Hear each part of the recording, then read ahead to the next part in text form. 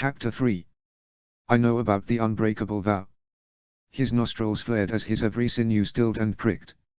Severus turned slowly to meet Minerva's censorious stare. She was not typically to be found at Hogwarts over the summer break, and neither was he. That she'd caught him on the headmaster's staircase meant she knew he was coming and, like the overgrown cat she was, had lain in wait. What he didn't know was which unbreakable vow she was so eager to condemn him for. "You'll have to elaborate." No doubt she was dying to. Minerva drew herself to full height, as though it gained her any advantage over his towering frame. Rigel Black. He did not flinch. He had already hardened himself to whatever words she felt justified in hurling, but the name did send a ripple of pain through the part of his soul that was better left undisturbed. Tom Ruddy Riddle. How could you, Severus? You knew, saying nothing to the rest of us for all that we are charged with the safety of every student. Minerva turned abruptly as her voice broke. Severus was not interested in her dramatics, but he was interested in how she knew. It was not old knowledge, as she shook with the fury of fresh indignation. He'd thought no one knew apart from Riddle and Rigel himself. Cold suspicion washed over him. You've seen him. Minerva's smile was bitter. Albus didn't even warn us. Just showed up at our meeting with the boy in tow, as though the whole world's not looking for him, and us witherers and ministry officials in the room. How did he look? The question was out of his mouth before he'd even considered stifling it. Scared out of his mind. Minerva searched his eyes, looking for something she would never find unless he let her. He thinks this champion's ceremony is another task. One the vow applies to. That, his mind retreated from the present, and suddenly, the pieces aligned.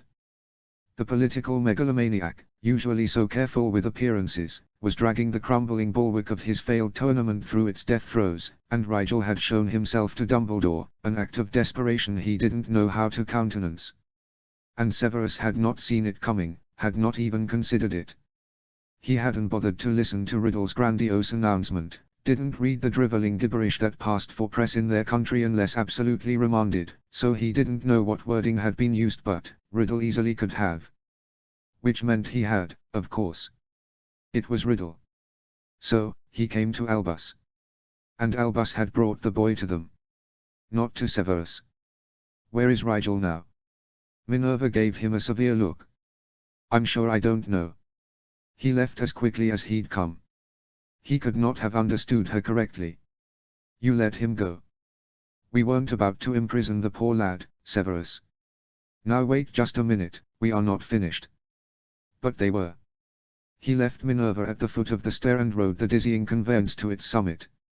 It was not the moving staircase that brought nausea to the apex of his throat. Albus had Rigel in his grasp, in the Longbottom sodding estate no less, and he'd let him go. The headmaster waited on the astronomy platform behind his desk. His gaze was fixed on the stars, though he looked merely with his eyes, not any of the dozens of delicate instruments that would help him divine their precise positions. Severus climbed the stairs brusquely, but Albus tore his attention from the night sky only reluctantly. He expected a report, but Severus had nothing of value to relate. Evidence that the party was dabbling in creature smuggling had turned out to be exaggerated, and now he had reason to suspect Albus knew that it would. Why, Albus? The anger had abated on the long stair ride, and he wondered if that wasn't orchestrated as well. The headmaster was not slow on the uptake. Minerva has spoken to you before I could. The regret in his voice did not fool Severus for an instant. Did you send me on that errand to keep me from him? Albus examined Severus' face as though it was he, not the headmaster, whose actions were in question. I had no way of knowing he would come tonight. But you did know he was coming. The anger roared back out of the grate, all the hotter for having been banked. I merely suspected. Albus turned back to the sky, his eyes troubled. I suppose I did keep you from him, though perhaps not for the reasons you think. I needed to understand him. To be sure. You are not the least bit objective about the boy. And you are not my keeper. I suppose Minerva mentioned I brought him to an order meeting. He fell into a familiar sneer. I'm not sure what you're expecting, there. You think he refused Riddle to mask at your knitting club? Rigel has no interest in. Albus hummed. I believe Rigel will agree to lend his not insignificant voice to our cause. And his not inconsiderable magic. The headmaster peered at him chidingly over his half-moon glasses, but Severus would not apologize for his cynicism. Albus employed him to see the darker machinations of the world, even if it meant seeing through him, on occasion. There will soon come a time when the political and social work we have been pursuing will no longer be enough. Unrest simmers everywhere below the surface. Open prejudice and open support of Muggleborns and half-bloods are both at an all-time high. Soon, we may need Rigel more than anyone realizes. Severus could not deny that. But, he is not yours to control. He is my student. I need to see him. You will. Albus cut him a stern look. When I am certain you will not attempt to compromise his identity. Surprise squeezed his chest on a sharp inhale. You cannot ask that of me. Of course he would discover the boy's identity. Rigel could not remain on the run forever. Then you cannot see him. Severus growled low in his throat. How can I adequately protect him if I don't know who he is? His only protection is that no one knows who he is. Albus was rarely so firm on a point, and Severus realized he would not be moved, even before he elaborated. If one person finds out, even if it is you, even if it is me, he is less safe. He struggled with all the things he wanted to say, all the retorts on the tip of his tongue, and swallowed each and every one. Seeing Rigel came first. Convincing the headmaster he was wrong would come later, if it came at all. More likely, he would be once again begging forgiveness. Severus. Albus had seen the rebellion in his eyes. For the headmaster's sake, he made a show of working through it, of struggling with it, and then accepting it, all without drawing any of his true feelings out of their cages. He began again after clearing his throat. I won't question him at order meetings. Just don't keep me from him again. He said nothing about outside of meetings. Seeing the boy alive and well with his own eyes was one thing, but Albus was wrong. Rigel would never be safer alone than with him in his corner. He had seen the utterly imbecilic decisions the boy made under his own auspices. He needed Severus. He would find the boy, with or without Albus's approval. Wherever he was, whatever he was doing, it was sure to require Severus's help. -0. HP. -0. Not for the first time in wrestling with the disguised dissolution potion, Harry wished she had some help. No combination she tried resulted in a less abrasive potion, and she knew she wasn't missing ingredients because she'd identified each of them from the original sample. At first, she thought it was a dilution issue, but it was pourable, it looked right, and the proportion of ingredients to base was consistent with the sample. It had to be an issue with the order of operation, but she couldn't figure out what. Archie found her staring dully at another finished cauldron of the version that gave her a sunburn, and, being an exceptionally smart individual, he approached her cautiously. All right there, Harry. Only it looks like you're trying to set that liquid on fire. Harry made a displeased noise in her throat, and Archie came around to look into the cauldron beside her. I don't recognize this one. Not your usual stuff for Cray, is it? No. Harry grimaced apologetically at her cousin. It's secret. Archie stared at her. Secret from me? Right. Obviously not. Harry shook her head. It's the thief's downfall potion. Sort of. Archie's eyes flared wide and he took a deep breath before saying casually, stealing goblin secrets, now. I rediscovered it. Independently. Archie's eyebrows rose and Harry pursed her lips. With a sample from Gringotts. Archie shook his head in slow disbelief, and Harry gestured to the cauldron in annoyance. Anyway, it isn't quite right. Archie's mouth quirked in a smile, and she braced herself for the bad joke that was going to follow. I'd say. Supposed to be a waterfall, isn't it? Harry elbowed him with a groan, then froze. A waterfall. Oh. I don't have to dilute it, I just have to apply it differently. Archie's face twisted in confusion. You're not actually going to build a waterfall. Take this. Harry thrust a beaker of the potion into his hand and flicked her wrist in his direction. He rose into the air with a disconcerted wobble. I am not a fan of being cast on without my permission. Sorry, she said distractedly. She cast a glamour charm that made her look like a human Veela hybrid. Can you sort of sprinkle it on me? Don't pour it directly on my head, I've done that. I'm thinking. The waterfall is high, so maybe it's supposed to disperse in the air before it hits. Archie's voice grew more interested as he reached the same idea. I'll sort of sweep it quickly back and forth, and you shouldn't stand still, you should walk through it. Brilliant. Harry jogged over to one side of the lab. The carts moved fast, so she would get a running start. If she was right, there was no need to pour an entire bottle over her head to dissolve the disguise. She'd gotten soaked with the potion in Gringotts, but if her hooded cloak and robes had absorbed most of it before it touched her skin, then she'd been using too much when directly applying it to her head. She ran quickly toward the levitating Archie, and when she was right underneath him, he poured the potion in an uneven stream. And collapsed on top of her.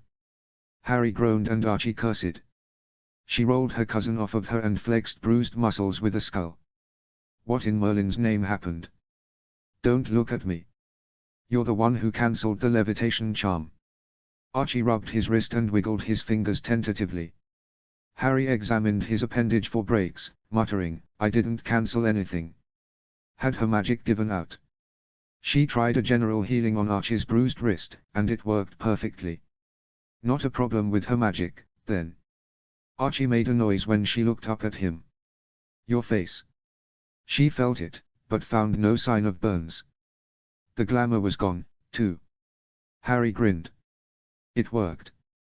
Too well if it cancelled your levitation charm. Archie shook his head slowly. Do you think it's supposed to do that? Harry thought back to her experiences at Gringotts. The thief's downfall cancelled disguise-related magic from a person, but didn't strip magic from objects. Her expandable pockets in her kit had remained intact, as had the magical devices on her person. Did it cancel active magic as well? She hadn't been using magic actively the 2 times she'd been underneath it, so she didn't know. She and Archie stared at one another, both thinking the same thing. If that potion could interrupt active magic no matter the type, then... Merlin. Archie whistled low. They could stop any wizard from casting. Maybe not from casting before or after, but it appears to at least interrupt active magic, Harry said. The implications were incredible. A splash of that potion could have interrupted the magic ritual Voldemort had attempted. It was a literal bucket of cold water on any magical fire. And the goblins had it all along. Why would they? Oh. Archie's eyes were wide. If someone was using an imperious curse or some other kind of magic to break into Gringotts, it would be interrupted. Long enough to stop them, maybe. Harry frowned. We don't know it works on unforgivables. If it did, anyone suspected of being under the imperious curse could just be put on a Gringotts cart. That was too much to hope, however. She pushed a hand into her hair and tried to marshal her thoughts. She had to test it against the modified polyjuice, of course, and she should try it against other active magic to see where its limits were. She wondered if she would be able to replicate the application process by herself. She could. Harry. Archie snapped his fingers in front of her face. She shook her head. Sorry. I was just thinking. You're stressing me out just watching. Archie gave her a shrewd look. Don't try and do too much again. It isn't healthy. There's so much to do, though. What can I take off your plate? Archie said it earnestly, but there was a look in his eyes that told her he wasn't sure he meant it. Can you give these notes to Hermione? She crossed the lab to escape Archie's all-knowing gaze and dug a packet of dictated notes from one of her many piles. She'd been dutifully recording everything she could remember about the various cores she had interacted with in the course of the sleeping sickness and after. She tried to recall everything that could be useful to Hermione about how magic manifested, was created, or could be drawn out of a core. She had not had much time for new research based on her own focused meditation, but she hoped that would change, after the ceremony was over and the tournament settled at last. Sure. Archie took the notes. I'll come up with an explanation for how I got them. Is that all? She couldn't think of anything else he could, or ought to, help with. If I think of something, I'll let you know. Archie was clearly torn between wanting to be more involved and wanting nothing to do with it. Harry couldn't blame him, and she wasn't sure herself how much she wanted to involve him at that point. He had a life he was trying to get back to. And she had a life still in stasis. She couldn't move on until the past was put to bed. Until she had no obligations or complications hanging over her. That wasn't Archie's problem, though. He should be looking toward the future. She had already decided not to become more involved with the Order.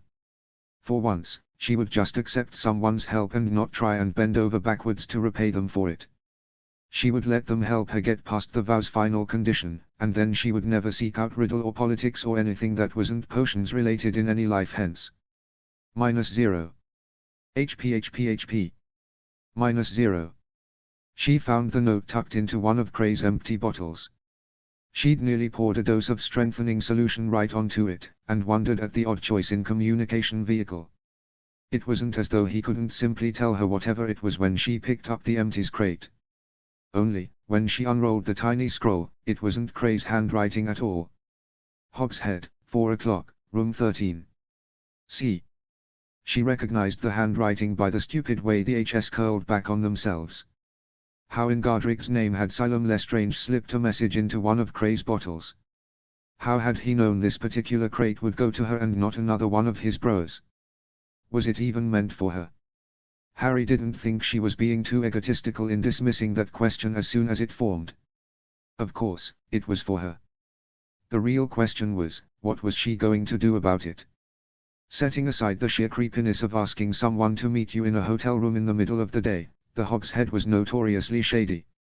She would know, as she'd been there all too recently in a dodgy black cloak, led in disguise spells. What was Lestrange thinking? And why hadn't he sent a letter like a normal wizard?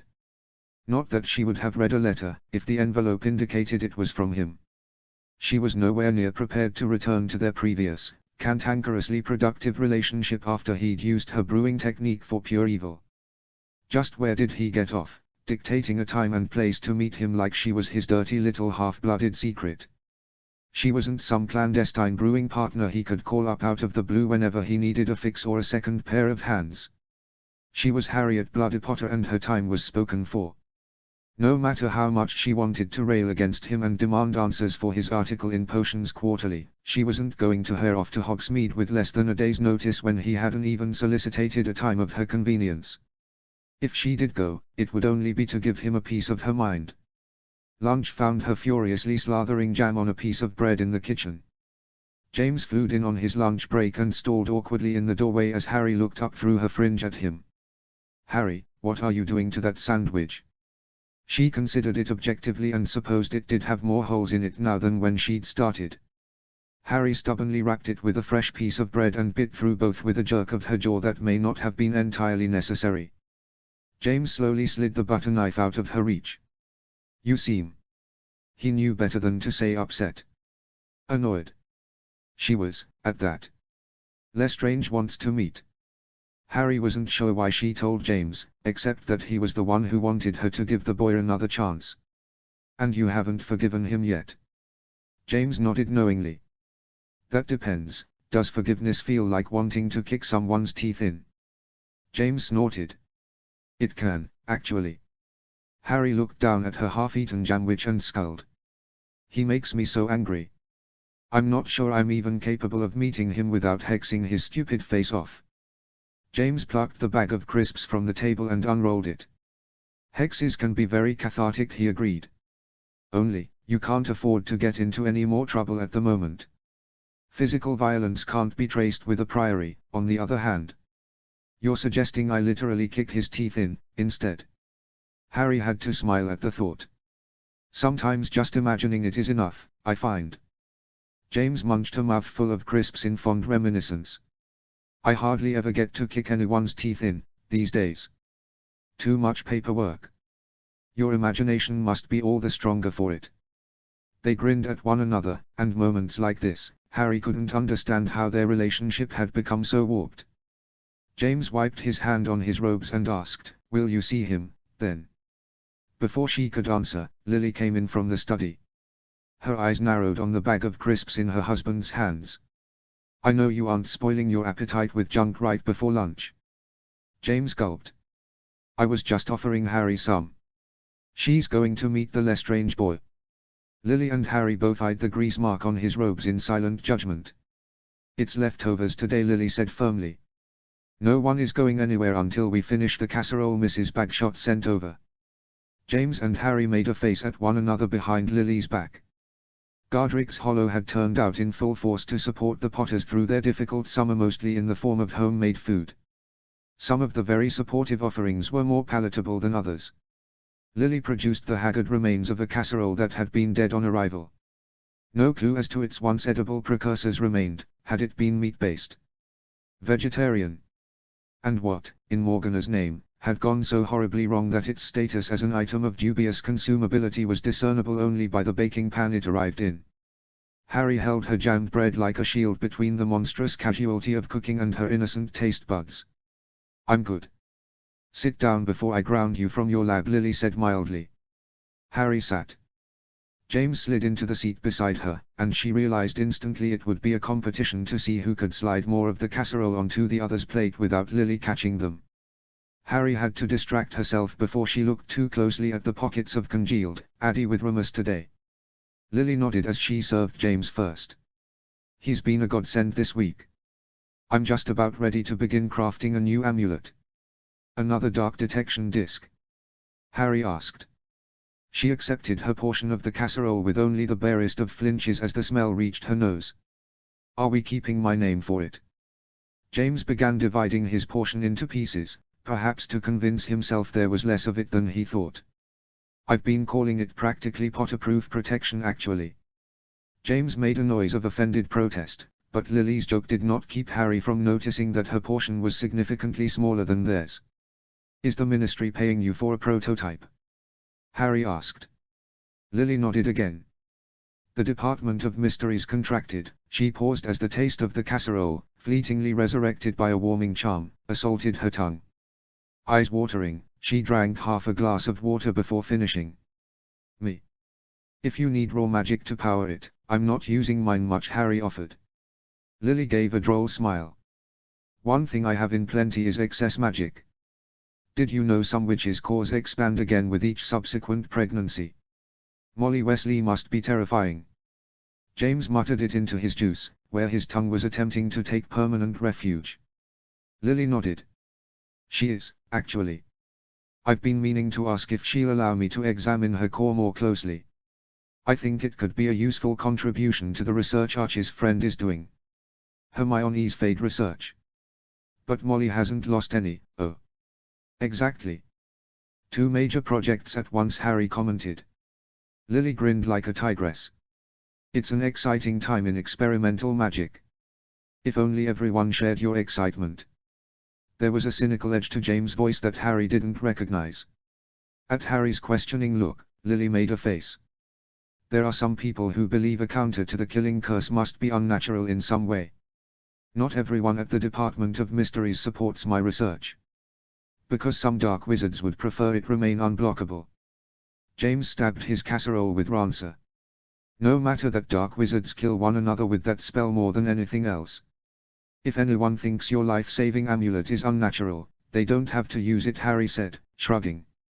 You can't force change on people. You can only unlock the door. Lily leaned across the table to cup Harry's cheek.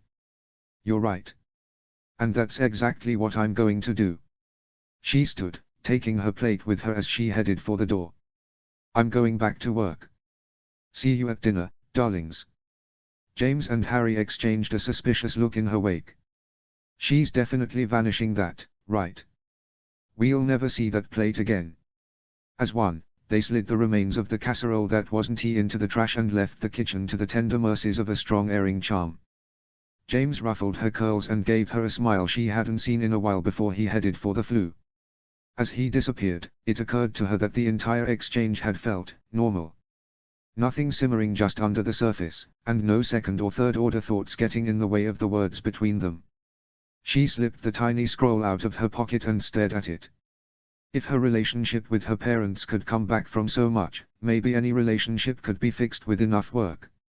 -0. HP. -0. Harry had a plan. She would march into Lestrange's ill-conceived hourly meeting place with righteous indignation stacked carefully in her heart. She would not listen to any cruel thing he felt entitled to say to her. She would make him understand that what he did was wrong, no matter how he was raised, and that she wouldn't tolerate the misuse of their discoveries in future collaboration. Her plan made it to the door. Lestrange opened it, and she just stared. He did not look like any version of Silam Lestrange she had encountered before. His hair had the volume of the continuously harassed, his robes rumpled and stained with something that was fresh and sour. He looked, she could only think, like James that first summer after Addie's birth. You came. Whatever Harry might say, and she wasn't even sure herself, was belied by the creature that stumbled out from behind Lestrange's legs. A miniature pony with a dragon's whiskers and tail. Her eyes traced its pointed ears, tufted head, and the golden scales running down its back. Tell me that's not what I think it is. Get inside. Lestrange called her bodily into the room, and that's when she knew something was very wrong. He never touched her unless absolutely unavoidable. Harry circled the tiny creature, unable to believe even with her own eyes. It moved on spindly legs, keeping her in its sights even as she paced around it. A chiming noise like the most delicate of bells came from its throat, and Harry put a hand to her mouth as the sound reverberated through her. Lestrange, what are you doing with a baby Chillin? Lestrange leaned against the door. He looked exhausted. It's a long story. Lestrange moved to sit on the bed, and the Chillin stumbled over to bump at his legs imploringly. The creature couldn't be more than a few weeks old. Lestrange picked it up and cradled it in his arms, and Harry had never seen anything more incongruous in her life. I found him on the black market. Before Harry's face could settle into a dark scowl, he hurried to clarify. I don't normally deal in such things anymore, but people occasionally approach me about items of particular interest. When I saw him, this is ridiculous, but I could hear your self-righteous voice in my head. I knew you wouldn't want it killed for parts. They wanted to sell me a vial of its blood, for precognition potions. Yes, exactly. Instead, I bought it. On my parents' credit. For you. For me. Why would Lestrange think she wanted a live Chillin of all things? Lestrange avoided her eyes, stroking the Chillin soothingly, and the Chillin leaned into the touch with its eyes half closed. Maybe I needed a reason to speak to you. I've been wanting to apologize. Harry had scarcely been more confused. You illegally acquired me, one of the rarest creatures in the world, to apologize for helping a violent extremist make a potion using my own technique that trapped my good friend and contributed to the unraveling of a ruse that upended my life. Am I getting that right? It wasn't my first plan, Lestrange said defensively. I thought you'd see the article and understand, but then I realized you might not be getting your mail right now. Harry wanted to sigh. And this was the next best thing you came up with. Look, I didn't ask for someone to try and sell me a Chillin.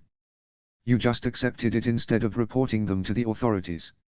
And now we have an illegal Chillin. She hadn't meant to raise her voice, didn't realize she had until the Chillin drilled and buried its head in Lestrange's arms. Lestrange just stared at her, waiting for something else. He wasn't ever going to utter an actual apology, she realized. He was just going to hand her a basket of trouble and consider the matter settled. Harry pushed a hand into her hair. I don't know what to do here. Saving this creature was a good thing. I do think well of you for it. And I did see the article. He lifted his chin, and she shook her head repressively. But that isn't the same as apologizing, and I don't understand. How can you treat me with professional courtesy and then work for a monster who thinks people like me should have their magic stolen? I didn't know that's what they were going to do with the potion. Lestrange stood on a wave of emotion, putting the Chillin's fuzzy head at her eye level. He could not gesture wildly and keep hold of the Chillin, but she could tell by the tension in his arms he wanted to. That's not even what the potion does. I didn't know about the ritual at all. It was just a resurrection potion. Just a resurrection potion. Did he even hear himself? You just thought that would be put to an innocent use. That someone who commissioned such a potion was just eccentric. No, His shoulders curled inwards, hunching around the Chillin. It was my father. The words were so quiet she had to lean forward to catch them. He asked if I could design such a potion and I couldn't say no. His face screwed up into something bitter. You wouldn't understand. Your parents stepped out of a Witch Weekly column. My parents have never, not once treated my interest in potions as anything but an embarrassing obsession that was beneath the sun of Lestrange. When he asked, I realized your technique could do it. A technique no one else but Master Snape was capable of, and You couldn't resist. I wasn't kidding myself, he admitted quietly. I know what sort of people my parents associate with. The sort that deal in illegal chillins. Yeah. Only I just didn't think about it. The implications. He shrugged. I got lost in the intellectual challenge, and I just wanted them to see that. He couldn't finish the thought aloud, but Harry already understood. He wanted his parents to be proud of him, to admire him for doing what no one else could. And blast it, how could she stay mad when she'd already forgiven Blaise for what she assumed was the very same thing? Blaise's mother had sent him that runic ward problem, and he'd taken the assignment without thinking about its potential uses. Lestrange was not so different, except that Harry was more inclined to think the worst of him, perhaps. Lestrange rummaged in the sling around his shoulders, and when he leaned over to submerge his whole arm in it, she realized it was undetectably expanded. He pulled out a roll of parchment and handed it to her. This is the recipe. Her hand froze on the ribbon. She was no longer sure she wanted to look. I thought you deserved to have it, since it was your technique. She put the scroll in her robe pocket without looking at it. She would think about what information could be gleaned from the recipe later. They stared at one another for a long moment, and then Lestrange held the chillin up sheepishly. So, can you take him? I've been hiding him in my lab for a couple of days, but I don't want to keep risking my parents finding him. She knew she had already decided to, so it didn't make any sense to hesitate now, but Harry gave herself a moment to breathe before she held her arms out for the chillin. Lestrange settled it against her chest and carefully transferred the sling to her as well. He's got plenty of space inside the extended compartment, so you don't have to worry about him while he's inside. He won't want to stay in there all day, though. Lestrange stepped back, and the chillin's head followed him plaintively. He likes you, Harry observed. That was perhaps the strangest part. Lestrange stood there awkwardly, chillin hair on his robes, a somewhat lost expression on his face. Chillins don't judge your past. They only look into your future. Harry eased the chillin into the expanded traveling sling. She prayed it had silencing and cushioning charms woven into it. Are we? Lestrange struggled to find the right word. Good, then. We're. She didn't know what they were. Still colleagues. Menesthees and Zosimos. She lifted her chin. Perhaps I will cite your paper in my first article. Lestrange sniffed. It'll be obsolete by then. I'm testing for mastery this year. You're only 15, he spluttered. I'm done playing truant. Harry could not be more serious. I'm good enough for mastery and I know it. It was time for the rest of her life to begin. So, don't think you can sit on your laurels for the next 3 years. Lestrange gave her a disbelieving look, but his lips hitched. We must continue to move the field forward, mustn't we? Harry affected his snootiest tone. The rest of the peons aren't going to do it. She took her leave, pondering the concept of forgiveness. She didn't know if forgiving Lestrange was the right thing to do. How many chances did he get? And were people inherently limited in the number of chances they deserved? And what the hell was she going to do with an illegal chillin? -0. HP. -0. She flew directly to her apartment. It was the only place she could think a chillin might go unnoticed for a short period of time. If she brought it home, her father would have no choice but to launch an investigation, and while it would be satisfying to have those involved in its trafficking brought to justice, she wasn't sure she was ready to upset the precarious balance she'd found at home just yet. Did that make her no better than Lestrange? It was not a question that sat well in her stomach. She peered down at the chillin in its carrying pouch, marveling at the size and stability of the inner compartment. Her potions kit relied on numerous sub-pockets that were all carefully packed to keep contents from shifting even with the stabilizing spells. The Qilin gazed up at her trustingly, perfectly relaxed on a bed of warm blankets, with no evidence that the flu had done it any significant jostling. Lestrange had either given her a family heirloom or paid good gold for the bag. And gold was not something the boy usually seemed to have in ready supply. She wondered uneasily how he was going to explain the sum he'd put on his parents' credit to acquire the Qilin. Harry fished the Qilin from the pouch and set it in the middle of her small living room. After a moment's consideration, she cleared the area of potions supplies, pushed the furniture out of the way, and laid down a ward with a vial of protection potion. The Qilin stared at her from behind the ward, and she couldn't help but smile as she compared it to the label her dad had designed for the potion. A baby Qilin looked a lot like a young deer. Sorry, she offered. She did feel a little bad penning it up behind the ward, but she needed to think without worrying it was going to get into something. If it makes you feel better, I do the same thing to Addie sometimes. She crossed to the kitchen and lifted the lid on one of the ceramic cookie jars Leo had furnished her apartment with. She didn't know if Miriam had ever kept cookies in it, but it was where she'd hid the phoenix feather.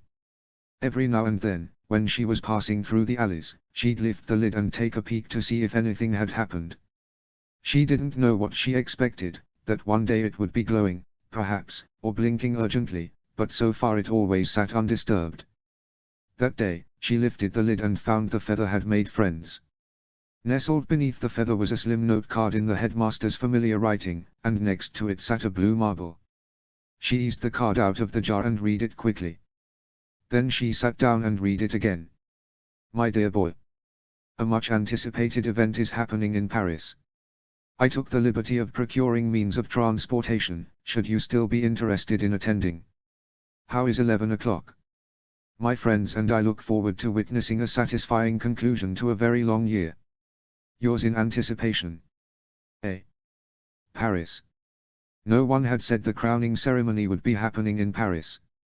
Granted, no one had said where it was to be held yet, but somehow, she'd assumed it would be at Hogwarts, or maybe the Ministry. Then she realized, Fleur. It was happening in Paris in deference to the default champion, because no one expected Rigel to actually show. And he wouldn't. Unless absolutely necessary. Harry pocketed the marble, trusting it not to activate until 11 on the day of the ceremony. She considered the feather for another moment. Aloud, she wondered, can I send a message back?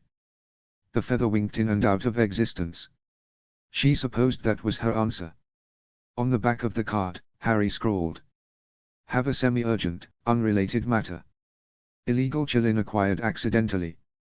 Do you have contacts who can give it a safe home? Sorry to bother. Thanks. She didn't sign it.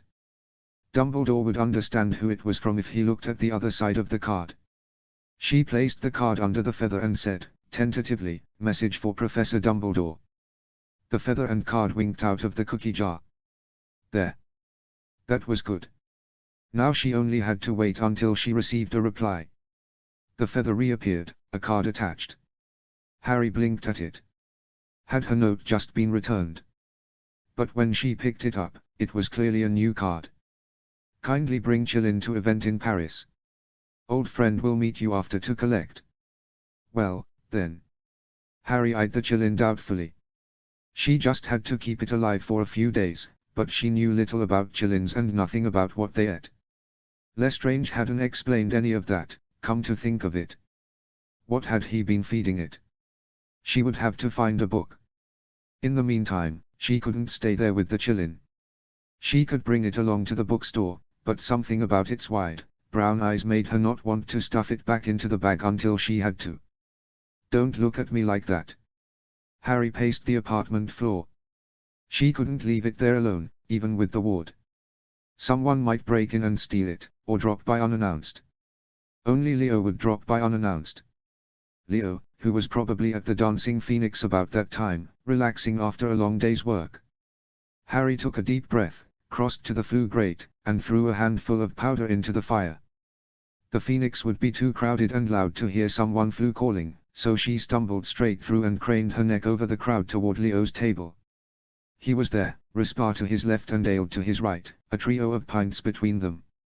Harry pushed her way over, returning the smiles that greeted her upon her appearance.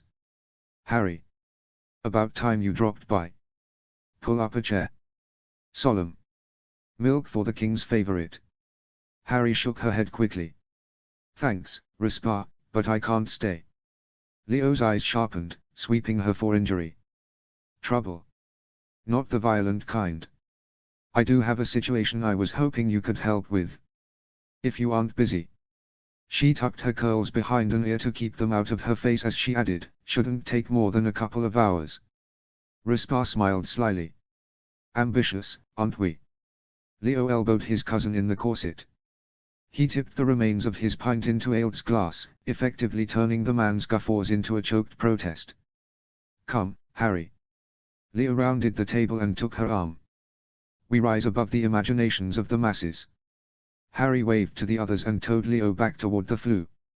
"I have this thing in my apartment I need someone to keep an eye on for a little while," she explained lowly.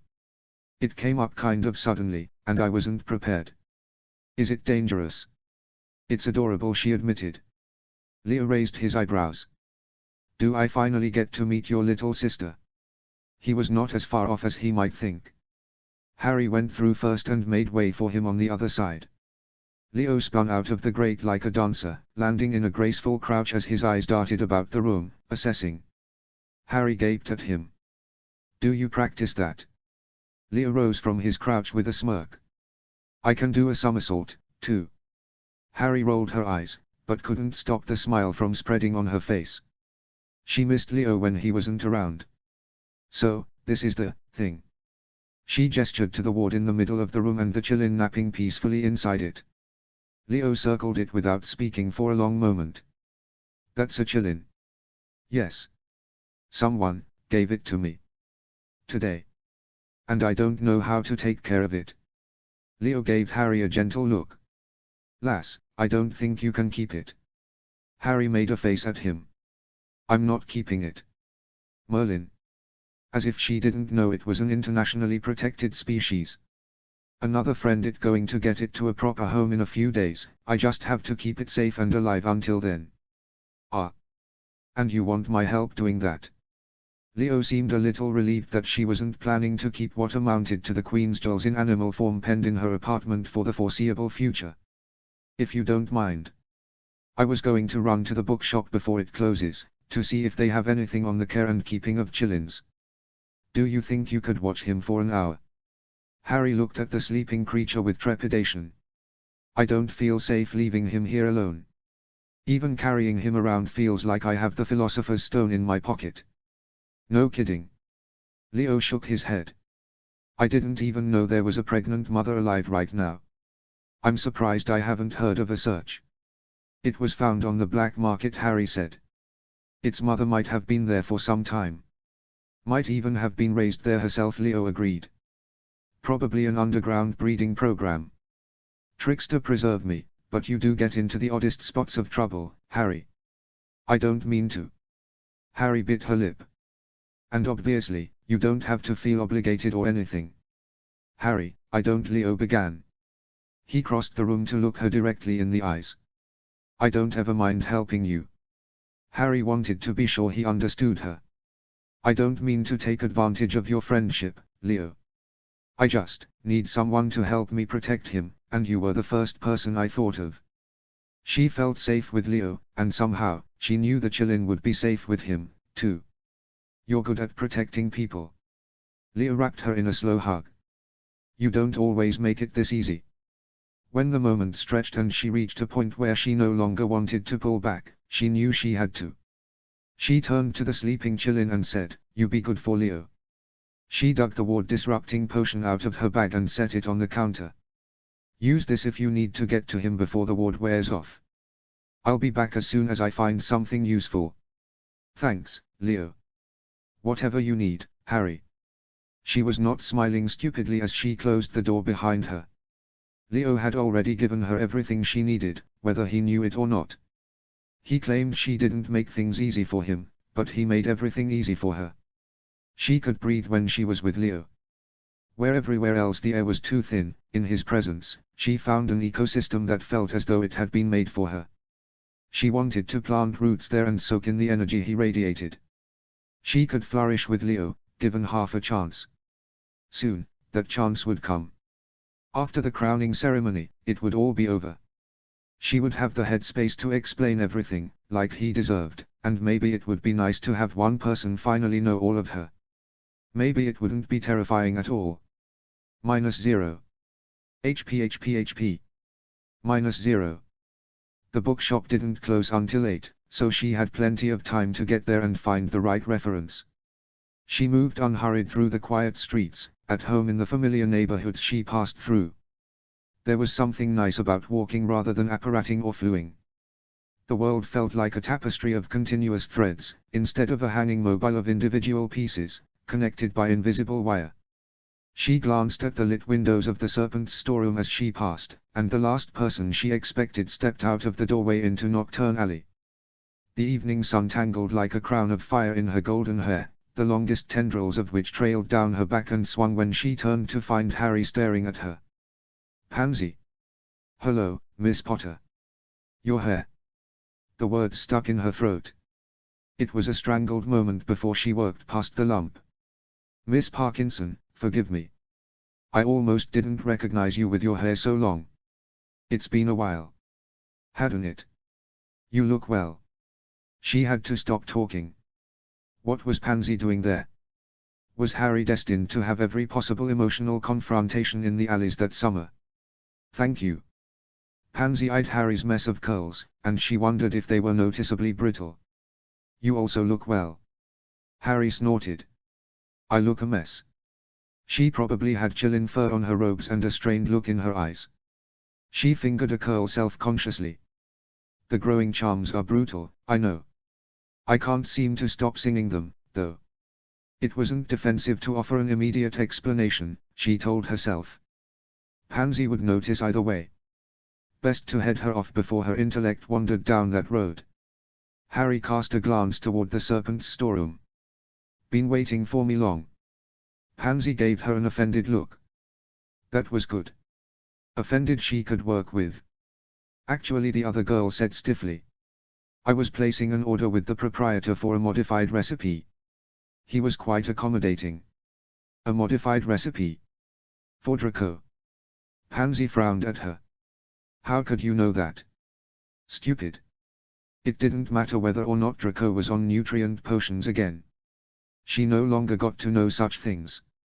Harry shut the part of herself that was Rigel away in a box firmly and tried to brush the question off nonchalantly. "No Akai, right? I've taken commissions from Lord Malfoy before." "Of course." Pansy gestured to the story front with a nod of her head. "This is your apothecary. I just hadn't realized you filled every custom order." "I don't." Harry shifted her weight awkwardly. "So, you really weren't waiting for me? You'd be the first." "Rosia was by earlier this summer." "Anyone else?" Pansy asked. She showed no surprise at Alden's actions. Harry wondered if they were working together. "No one you would associate with." At least, she didn't think Pansy kept in touch with Lestrange. All she needed now was for Draco and Snape to jump out from behind eyelobs and her bingo card for difficult encounters would be full. Pansy pressed her lips together. "Ignoring your presumption in assuming my associations, I won't pretend I wasn't hoping to see you here. I have concerns." "You have questions?" Pansy's expression sharpened in offense once again, and Harry kept her chin up unconcernedly. Rigel would never be so rude to Pansy.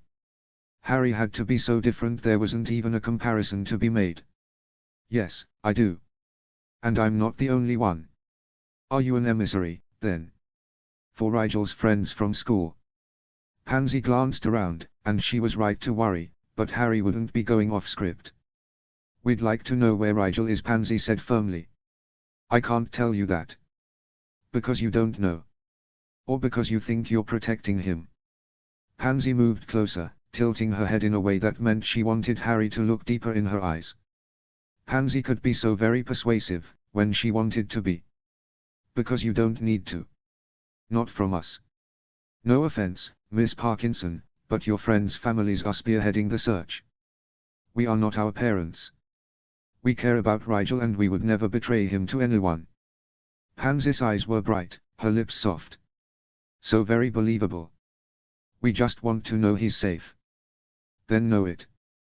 Harry allowed Pansy to stay in her personal space. She spoke softly, to let her know she understood and even empathized, but would stand against her anyway. In your heart, know that he is safe, but also gone. He can't afford to look back when it would only bring danger to us all. Why? What is happening? Gentle supplication peeled back to reveal the stress beneath. Look, we can't help him if we don't know. At her continued silence, Pansy's face hardened. We're learning occlumency. All of us. Harry wanted to cry. Oh, Pan. That will never be enough. Pansy wasn't finished. We'll be able to keep his secrets and help him with whatever is going on. Between us, we have access to a lot of resources. Money and power can't fix every problem. Harry did not allow her voice to waver. Rigel is in danger, and the more people know where he is, the more danger he is in. So, you do know where he is? I have only guesses. Unlike you, I haven't asked. Harry tried to put censure into her tone. I respect his choice to maintain distance at this extremely complicated and dangerous time in his life. And I care about him too much to let him do this alone. The end of Pansy's sentence came out on a sob that went straight to Harry's gut. She had never, ever wanted to make Pansy cry. Pansy's hand reached out to press against Harry's heart, and she wondered if the other girl could feel how wretchedly it beat. Please, Harry. I am one of his closest friends. Rigel would want me to know. Harry placed her own hand over Pansy's and squeezed. No, Pan. He wouldn't. Pansy stared at her, slow tears squeezing out of the corners of her eyes. Only he gets to call me that. She wiped the tears away angrily, too upset to realize he just had. And Harry was grateful for it. Let her stay angry. Keep them angry and off balance, and they wouldn't press deeper. Harry stepped back and gave the girl a moment to compose herself before she asked suddenly, "What do Chillins eat?" Pansy gave her an incredulous frown. What? Chillins. Pansy had taken the magical creatures elective, and there was very little chance of her ever mentioning the random question to Lestrange, even if their paths did cross anytime soon. Even then, Harry could admit to having been in contact with a Chillin. It was Rigel who should not be so casually connected. What do they eat? Pansy looked as though Harry had handed her a riddle she wasn't sure how to answer. Too late, she realized the blonde might take it as a clue to Rigel's whereabouts. Before Harry could further clarify, she said, "They eat only dead vegetation." Oh. That's what I thought. She lied. Thanks. She said goodbye before she could make things any weirder. At the very least, Pansy was not crying anymore. She was frowning as Harry took her leave. Frowning was good. Stay angry and forget. That was all she could hope. -0. HP. -0. Grimmauld Place was decked in AIM banners. Confetti covered the floors in a treacherous snowfall, and all 4 Potters were given a magically adhering party hat when they flew through onto the grate. Welcome. Cocktails and pre-dinner refreshments in the kitchen. Just put your coats anywhere. It's summer, Lily reminded Sirius. And we've been to your house a million times. James trod a careful path through the confetti, Addie in his arms. What's the formality for? Just practicing. The flue flared to life, and the Grangers stumbled through next. Oh. Mrs. Granger looked around at the self-waving banners. How festive. Hello again. Hermione's father took Sirius's hand warmly. Thanks so much for having us. Archie wouldn't hear of celebrating without Hermione, Sirius assured the man. Plus, I wanted to get your opinion on the new decoration scheme. I'm going for an updated, more muggle look. More modern, you mean? Hermione gave Sirius an admonishing look. He grinned unrepentantly. Just so. Right through here. Has Remus arrived? Lily asked. Sirius was already halfway to the kitchen. He can find his own way, the smug bachelor. Should we take our shoes off? Hermione asked. Never leave your shoes, or any article of clothing, for that matter, unattended in this house. Harry walked her through to the kitchen. Archie sprang from his stool and nearly bowled Hermione over in a hug. I did it. Can you believe it? Can I believe you tested into exactly the class you should have been in after 4 years of study? Hermione smiled as they broke apart. I'd be concerned if you hadn't. Devastated, too. Archie waggled his eyebrows at her. Who could ever replace me as a study partner? Hermione seemed entirely immune to his charms. What's devastating is the amount of correspondence I've been fielding from our classmates over you. Archie gave Hermione a hopeful look. You, explained things to them. I did not. I said you would explain it yourself when you returned. Archie tilted his head in confusion. I just told you I passed today, though. Hermione smiled. I never doubted you. Harry let them have a moment as she went to get a plate of fruit from a platter that had been arranged to look like the American flag. Strawberries, blueberries, and dragon fruit formed an odd but not unappetizing mix on the palate. Did you pass your entrance exams as well?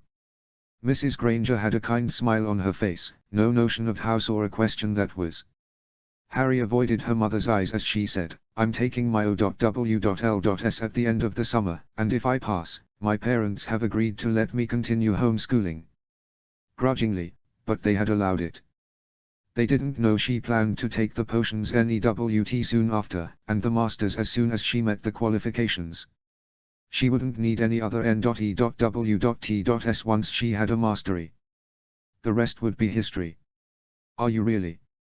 A whole year early. Hermione gave her an impressed look. Sometimes I wonder how I would have fared homeschooling. I did consider it, when Mrs. Figg explained the employment considerations to me, but I wouldn't trade my time at AIM for anything. A well-rounded education is essential for many, Harry said. But I've always known where my talents lie. Some real hard-headed 11-year-olds, we had Remus said dryly. Giving Lily and James a look, he added, no idea where she gets it from. Yes, yes. We shoulder all blame and take all credit due. James waved his free hand dismissively. Let's not talk about the past tonight. He raised his glass of amber alcohol. To the future. May it be as bright as our children think they are. Everyone raised a glass or plate and clinked with the nearest to them. To the future. Well said. And on that happy note, dinner is served. Sirius ushered them into the formal dining room, which Harry didn't think she had ever seen used. The long table was ornately set with goblin-made plates and crystal water goblets. James eyed the silverware distrustfully. That's not the cursed cutlery your uncle passed down, is it? Bought fresh this morning, Sirius said cheerfully. I'm certain there hasn't been enough time for anything to settle onto it yet. The reassurance seemed to leave the Grangers a good deal less assured. Do you have an issue with, curses in your family? Mr. Granger looked at his daughter uncertainly. That is, I have heard they can run in families. That's something else. Hermione corrected him gently. She glanced at Lily and smiled self-consciously.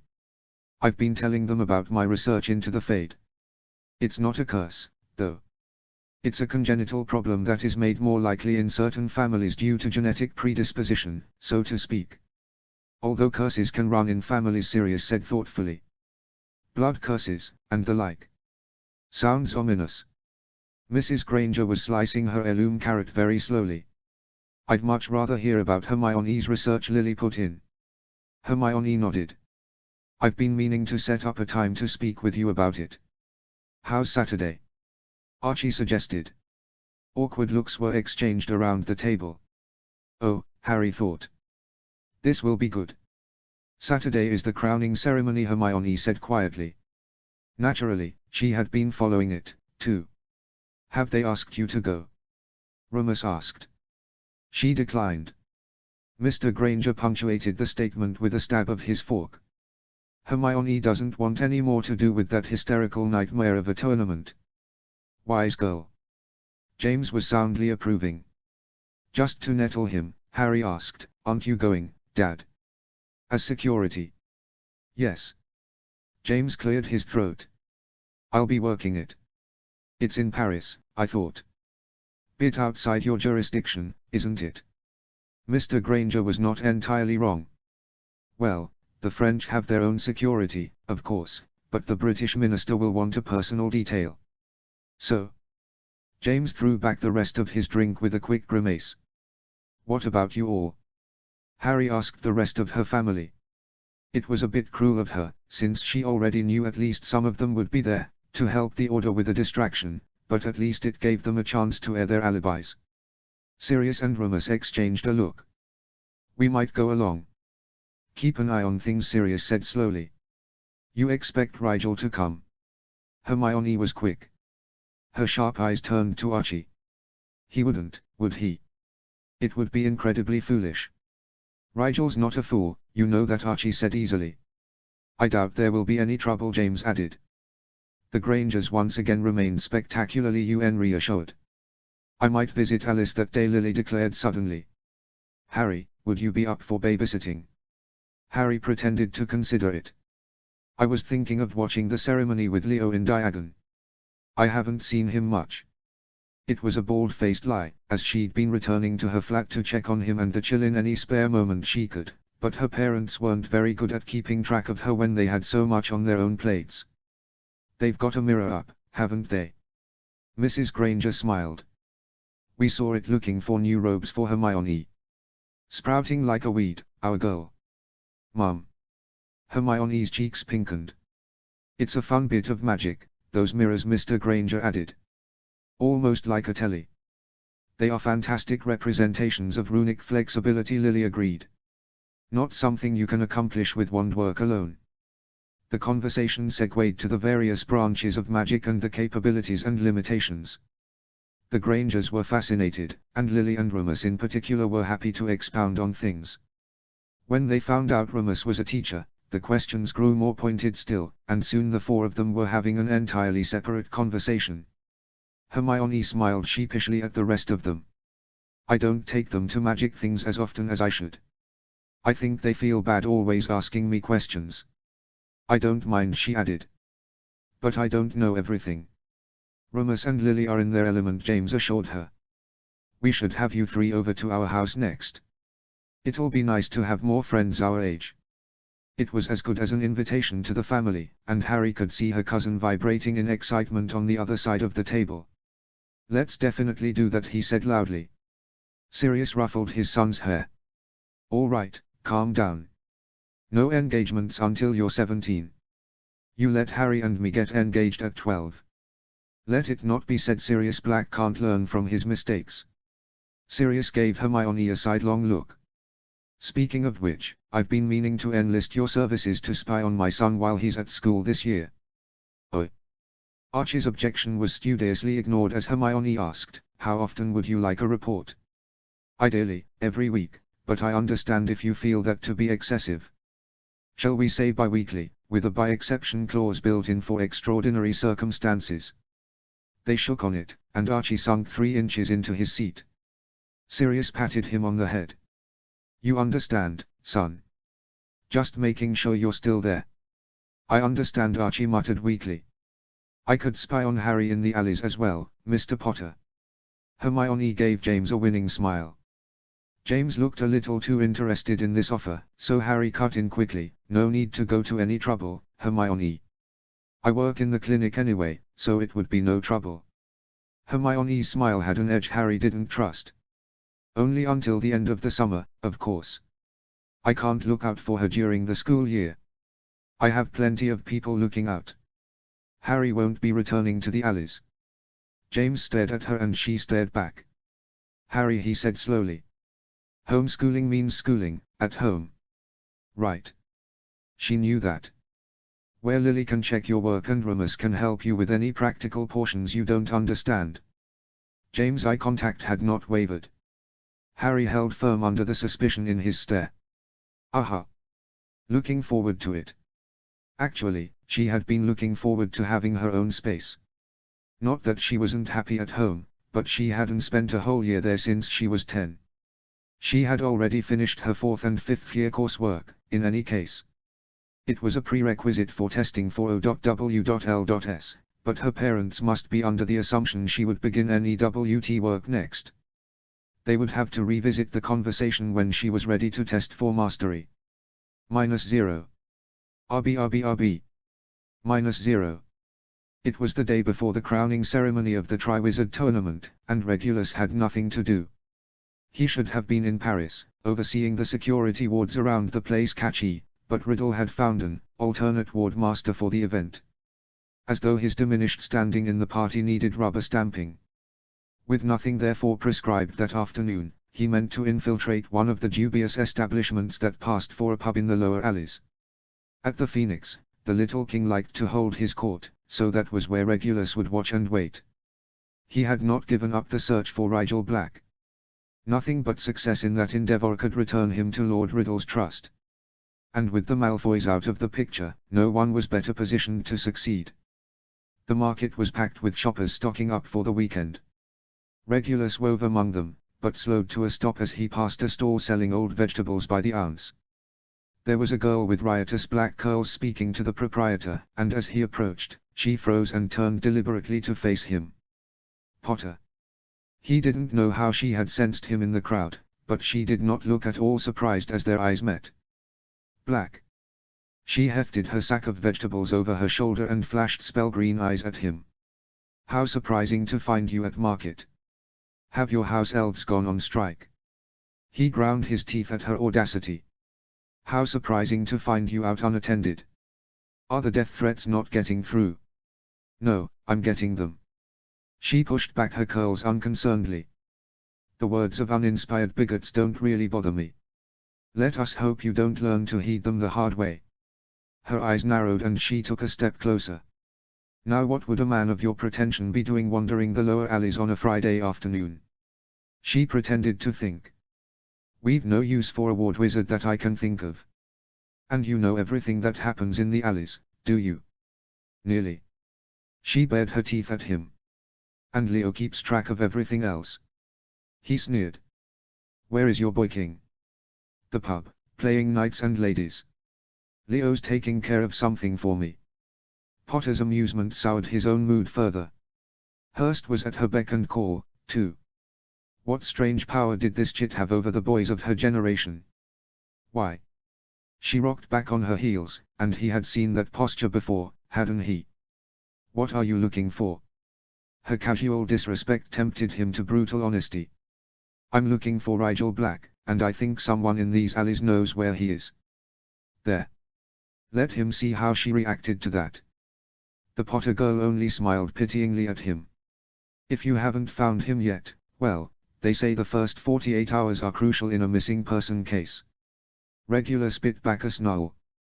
Carefully, he said, it is vital that I find him before tomorrow. More than you know. Potter raised an eyebrow.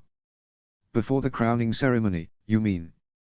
He made a show of looking around before telling her, he will be in grave danger if he does not appear at the final ceremony. In danger if he doesn't. Potter scoffed. That's rich. What makes you think someone here knows where he is, anyway? He watched her face closely, but saw no evidence of dissembling or concern. Privately, he agreed with her assessment, but Lord Riddle had assured him that anyone with first-hand knowledge of the RBC's circumstances would know what danger he spoke of in that context. Potter continued to stare disbelievingly at him, and he had to conclude she did not know whatever it was. Except, last time, she had known something even Lord Riddle hadn't been aware of. Something that made the wizard extremely interested in discovering Regulus' source. Only the notion that pursuing the source would lose him the Black family support entirely stopped his inquiry. For now. And the intimacy required to know such a thing, to know that Rigel, who had carried a piece of Lord Riddle's magic inside him, had somehow transferred it to the impostor while being imprisoned and possessed. There was no reason she would know such a thing and not now know of what Riddle spoke. Unless their connection had since been broken. Was that the case, or was she a very good actress? To answer her question, Regulus gestured to the alleys around them. There was a tournament here, last summer. I saw Hurst use the same moves that Rigel used in the dueling task of the Triwizard Tournament. There can be no doubt there is a connection. Potter didn't deny it. Instead, she smiled widely. Of course. She spread her arms, bag swinging along with the motion. The connection is me. His heart stuttered, and he thought he must have misunderstood her. She was. I taught Rigel to free duel, as Leo taught me. His breath hissed out. Saw laser, but that made too much sense not to be true. Of course, she was the link to the alleys. The chit was always too close to everything. She'd been living there, so it made sense that she would be the point of contact between the alleys and Archerus and Rigel. She looked so at home in the filth of Diagon, he wouldn't be surprised if she had more to do with the shadier aspects of their deception than either of the other two had. Does your father know you free duel in your free time? My dad is learning a lot about me this summer, she said ruefully. Not that you're at liberty to talk specifics about the alley tournament last year. Potter was much too informed about his role in the lower alleys. He hadn't even known she'd been in the tournament last summer. He didn't like it and he didn't like her, but at least he had learned his time there was wasted going forward. If you see Rigel, do give him a warning. He wouldn't trust any warning that came from you, she said immediately. From you, then. His lip curled. I don't care if the boy comes to harm, but you do. So warn him or don't. It'll be on you. I'm sure Rigel doesn't need me to tell him anything. She had an odd look on her face. He's 2 steps ahead of us all. Despite his words, there was a part of him that hoped she was right. If Regulus knew where the boy was, he'd tell him to stay as far away from Paris as he could get. Whatever danger came to Rigel in staying away, it couldn't match the threat that awaited him if he showed. -0. HP. -0. I've grown so fond of this guy. Leo sat on the floor, a lap full of chillin', looking as though Harry had demanded his firstborn. He was never ours to keep. Harry turned back to the conjured mirror and carefully applied a transfiguration that would make her look like a Weasley's bastard. She'd already taken the modified polyjuice that would form the base of her disguise, but that was only a backup, in the event that her transfiguration was cancelled by some other magic in the course of the afternoon. She had learned that lesson at Longbottom House. When her hair was the color of a carrot and freckles dotted her cheeks, she let the mirror dissolve and turned back to Leo. To his credit, he didn't even blink at her altered appearance. Maybe I can visit him, wherever he ends up. I'll ask if that's an option, Harry said doubtfully. His native habitat is in China, though. I've never been to China. Could be fun. Leo cradled the Chillin as he stood. With a gentle nod, he bumped foreheads with the small creature. Goodbye, little prince. I shall miss you. The Chillin solemnly inclined its head in turn. Leo carefully situated the Chillin in the sling around Harry's torso, then gave her a dangerously imploring look. I don't suppose you'll change your mind about letting me come with you. Harry looked away. There can't be any connection between Harry and Rigel. If someone recognizes you, Will, or anyone else in the order or at the ceremony, for that matter, it puts me in danger. You're already in danger. Leo searched her eyes. I don't like this. She knew he wouldn't. There were so many words still left between them. If I don't come back. That's it. Leo palmed his wand and rearranged his features before she could protest. You're not the only one who can change faces. His hair was black, now, his cheeks a little sharper and his nose smaller. He took her by the hand as the portkey began to warm, and she let him keep it. You are coming back, Harry. I'll ensure it. -0. LH. -0. He had not been to play catchy since his own crowning. Just after taking the title, he'd met with his counterparts in Dublin and Paris. It was good form to keep tabs on the other major wizarding communities, when it was so easy for people and goods to move between them. Not all underground leaders were friendly or even civil, but he'd liked Nadine well enough. That didn't mean he was keen to let her catch him mucking about in her city, mind. The disguise served more than one purpose. There were unmistakable signs that the British had stuck their foot in the decoration scheme. Intermixed with streamers and ornaments in Bose Baton's powder blue were Stade Mom banners with the logo for the Department of Magical Games and Sports prominently displayed. A stage had been hastily erected in the center of the public square. It shone in his sight with fresh magic and the unmistakable perfection of a conjured item. He supposed it would make for easy cleanup.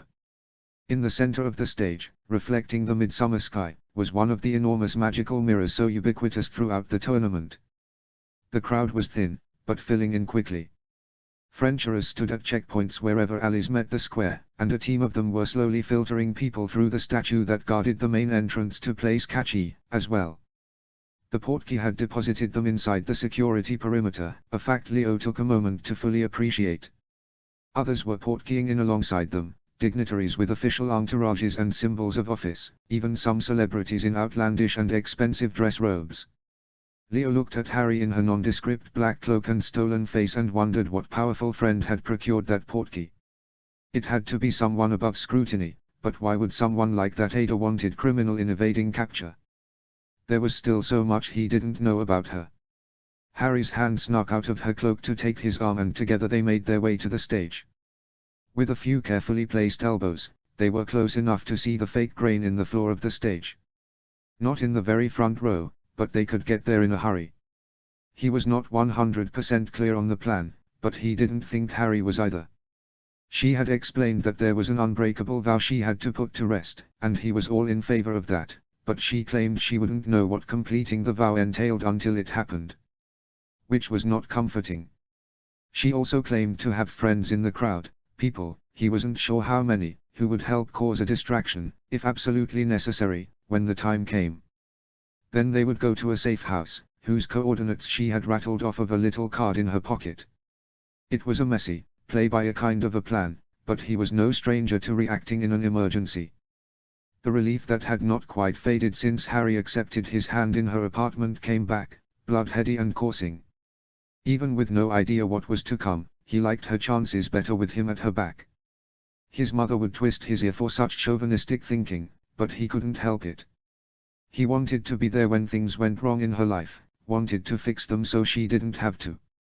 He wished he could put his wand and knife and influence in the way of any problem that approached her, whether she needed his help or not. He knew that was impossible. He couldn't always be there for her, but today he could. Right now, that was enough. The minister took the stage and held his hands up for quiet. He cast a sonorous on his throat when that didn't work.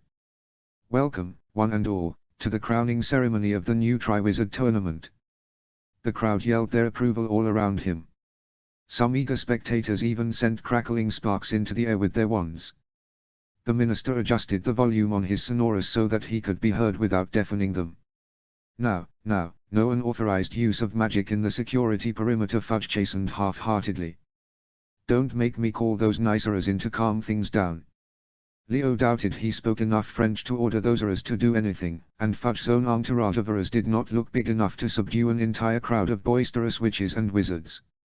I, along with my counterpart, Minister Houdin, would like to thank you all for coming here today to celebrate the finalists and crown our tournament champion.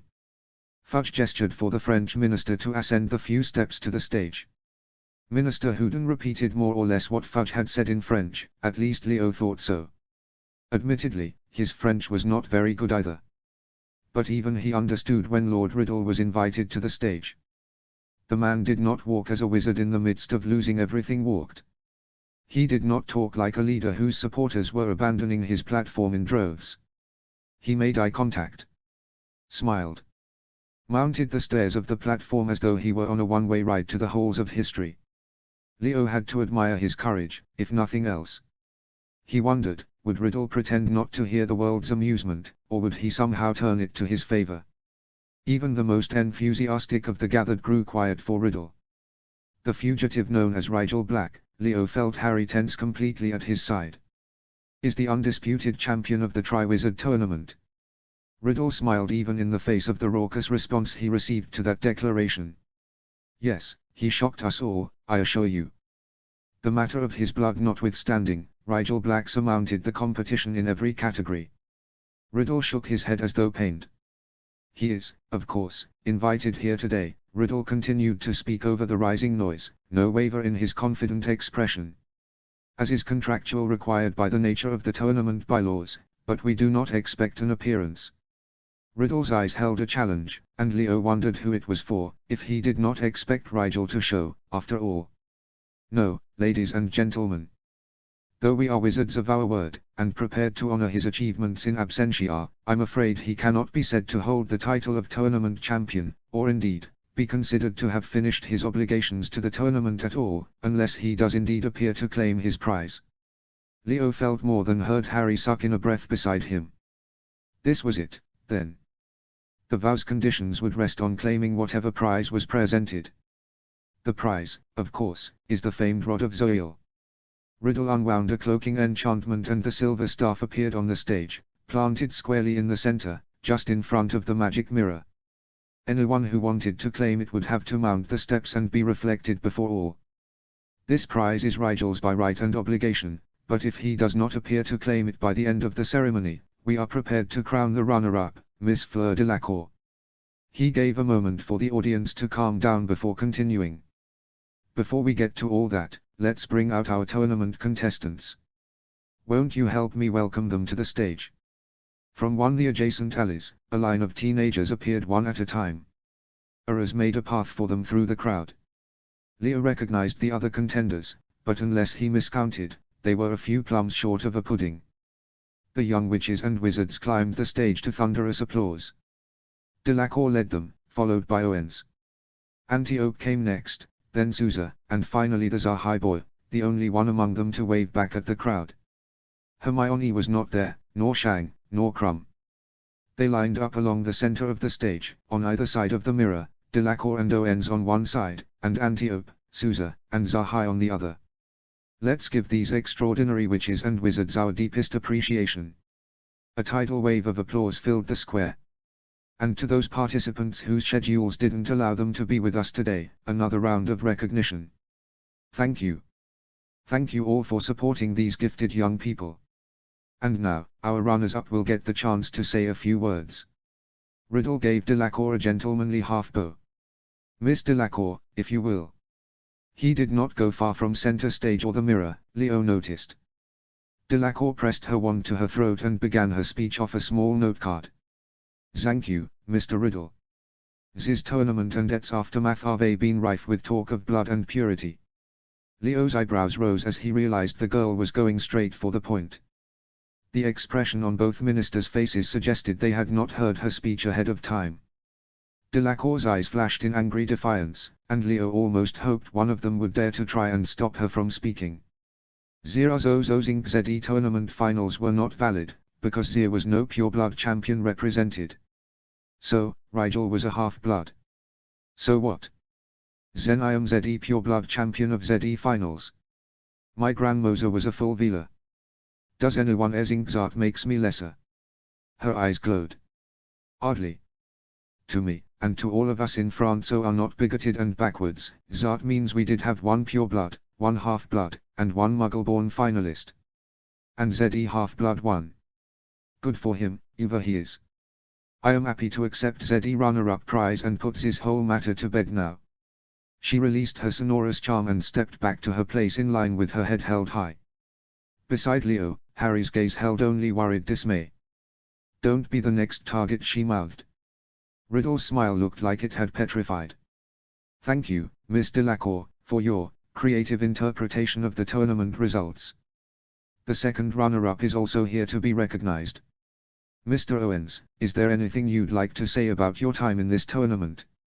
Owens raised a hand to the crowd and smiled broadly. His voice came out already magnified, and Leo realized with a snort that he'd cast the sonorous a while ago and had been waiting for his turn. Hello Paris. Always wanted to come here. What a beautiful city. He paused to smile directly into a press camera, then continued.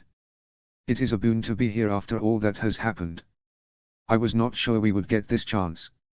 I never suspected, he said, shaking his head dramatically. Who could have guessed?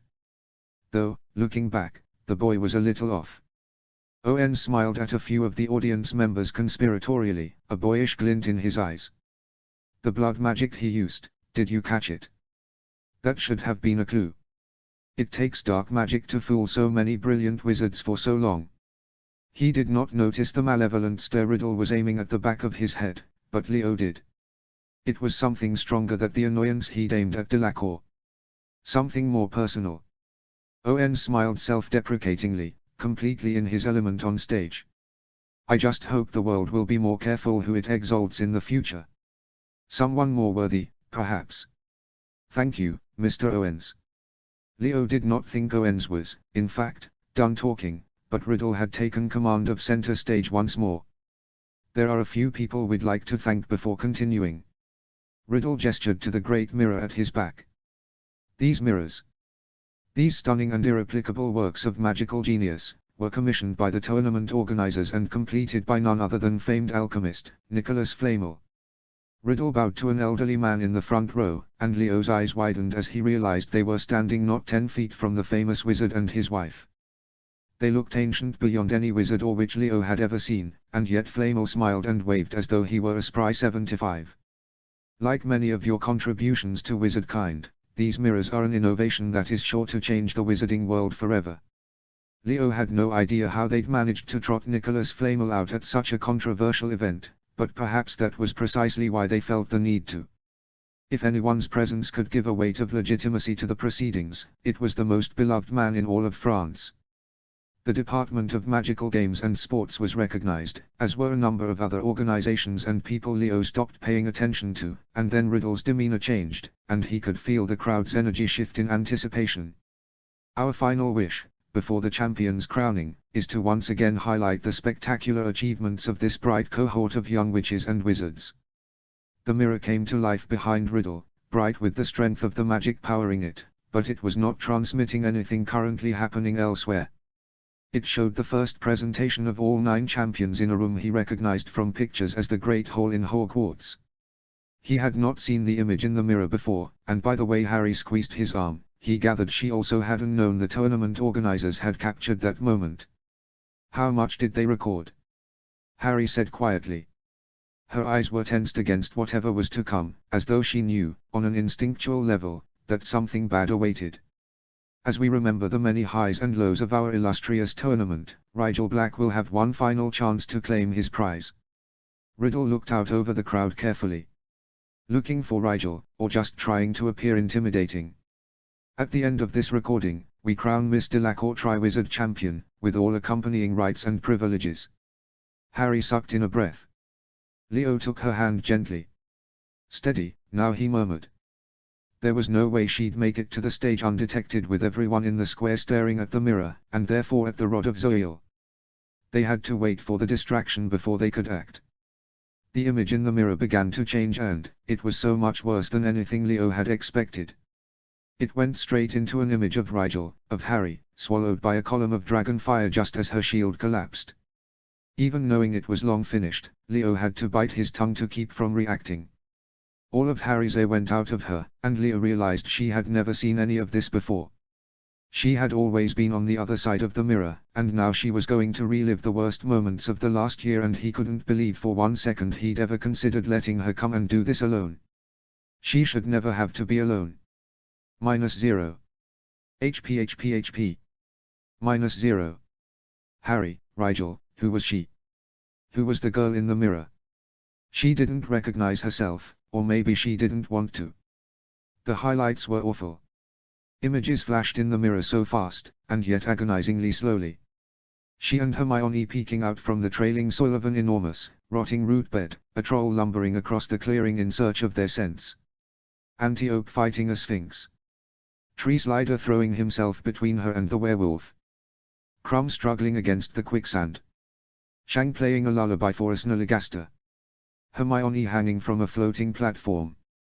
Antiope struggling against a ward that was slowly crushing her bone by bone. Rigel, shaking off sleep spores. Rigel, pulsing magic so strongly it destabilized the entire obstacle course. Duels, one after another. Tariel turning into a hyena. Hermione conjuring a flock of birds. Shang sending a burst of wind across the stage. Dramatic shots of the 9 of them casting, diving, shielding, sweating, bleeding, falling. Then the lake. Rigel being pulled along by the giant squid. Rigel pulling Pansy and Johanna up toward the surface desperately, drowning, screaming for air. On and on they came. Each a punch to her gut. Each a terrifying reminder of something she never wanted to think about at all. Even as Leo curled an arm around her and brought her into his chest, her breath wouldn't steady, her eyes wouldn't close. She had to look away, she couldn't watch the fifth task. It was too everything. Her gaze landed on the staff before the mirror instead. The artifact taunted her. Its blood-red stone called to her, mesmerizing even from so far away. Leo didn't seem to notice. No one else did, but it had a presence like soft shadows, and she could swear she felt its inky black fingers reaching out across the air toward her. It repulsed her, but she had to claim it, and she was running out of time. It could be worse. She didn't have to make a speech or shake anyone's hand. She just had to get the rod and then get to the safe house Dumbledore had prepared. She even had an undetectably expanded bag to put it in. The Qilin wouldn't mind sharing, and it wouldn't be for long. Soon, one of the Order would cause a distraction. She had her dad's cloak. She had the muffling stickers on her shoes. She would take the chance. She would grab the rod and simply run. She would not use magic that could be traced. Invisible, she would run until she lost any pursuers and found the safe house. And Leo would try to cover her tracks, and join her when he could. Soon, this would all be over. -0. TR. -0. He had noted the many members of Dumbledore's fan club, some in official capacity, some obviously planted for another purpose, but he paid them little mind. It did not matter what grand plan or distraction they had orchestrated to shock and awe the security forces into losing sight of the main objective. Tom had already won. Rigel would come, because he had to, and he would take the Rod of Zoil, because he had to, and so the rest of it didn't matter at all. Perhaps he would escape. Tom doubted it, given the complexity of the security wards even now enclosing the square, but he would not particularly mind. Seeing the boy brought low in ministry custody would be mildly satisfying, but hunting him down on his own, away from the eyes of the world where they could settle things as wizards had always settled things, infinitely preferable. Tom kept his eyes on the rod even as horrified gasps and whistles of approval punctuate the crowd's rapt attention to the double-sided mirror. His press team had really outdone themselves, compiling the reel. Anyone with an ounce of humanity would not be able to look away. They would miss the fact that what they were really looking at, what the whole world was watching at that very moment, was the rod itself. It was amusing, how fate sometimes circled back on itself. He hadn't even known what he was going to do with the rod, when he found it. In the early stages of the search for the Dominion Jewel, another, less powerful jewel had made itself known to him. The Rod of Zoil had blanketed the rule of countless hypnotic autocrats over the centuries.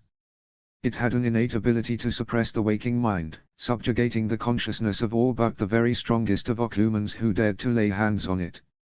It had been all too easy to introduce a subtler version of its power to Dumbledore's precious school. The rod was a poison, and children's minds so easily infected. Now, despite his escape from its clutches once before, Rigel would be the one infected. The hair he'd used in the bonding spell was the only useful thing Owens had provided him thus far. He'd tried to use the hair in Polyjuice, first, to see what Rigel really looked like. Who he really was.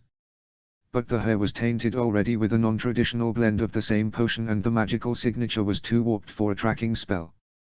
Assuming the boy used the same method of disguise today, however, the signature would be a perfect match. Rigel would take the rod and it would be his. And then the boy would be Riddle's. He was waiting for it, so he was perhaps the only person in the arena who didn't flinch when the first explosion came.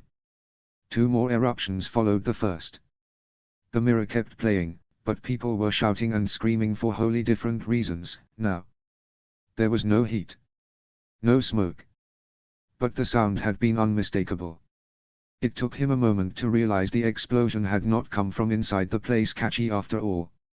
He was loath to take his eyes off the rod, but he spared the barest of glances to ensure that, yes, it appeared to be outside the magical district altogether, in nearby Muggle Paris. Billowing black smoke rose over the rooftops surrounding the square. Bombing Muggles, that was a new play in Dumbledore's book. He had to admit, he would not have expected such tactics from the old man. Then again, he hadn't defeated Grindelwald with twinkles and lemon drops. The Frenchers were shouting for order, both ministers had been whisked off the stage, The tournament contestants were looking to him for direction, and Tom didn't move. It was all so believable. The Aurors reacted exactly as they usually would, right down to Dumbledore's plants. The crowd's response was almost too believable. Complete panic, fear, and, of course, distraction. He had to commend them for creative thinking.